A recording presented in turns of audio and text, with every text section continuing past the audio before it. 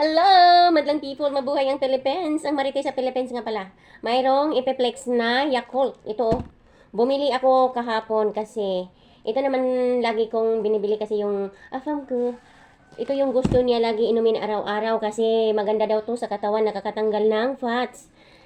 Pero ako, hindi ko to hilig kasi yung lasa niya hindi ko taste. Kasi maano siya maasim ng konti tapos matamis-tamis. Hindi ko maano ba, pero sa katagalan sa katikim-tikim ko kasi lagi siyang umiinom nito. Sabi nga niya, maganda sa katawan kasi matanggal yung mga fats natin.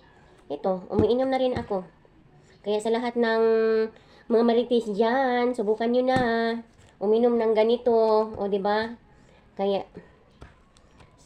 sa mga Bisaya diyan, kung sa wala pa kasulay, panulay na mo dihang tanan. Di ba? Sa wala pa kasulay, panulay na mong tanan, Yakult na. Ito yung sinasabi ko nga, parang maasim-asim kunti na ano ba ito, hindi ko pero tinitiis ko lang kasi nga maganda daw sa katawan, makatanggal ng fat, sabi ni Father. Di ba?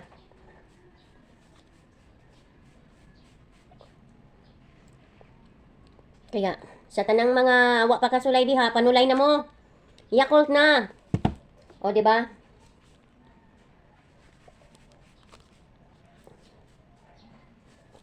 Kaya sa lahat ng makapanood ng aking video, paki-like lang and comment. At thank you sa lahat ng mga supporter, mga solid followers. Thank you so much. Ug usbon day na ako sa tanang wala pa kasulay diha aning Yakult. Panulay na mong tanan. Yakult na. Kaya thank you for watching. Mabuhay ang Marites sa Philippines. Panulay na mo. God bless po sa lahat.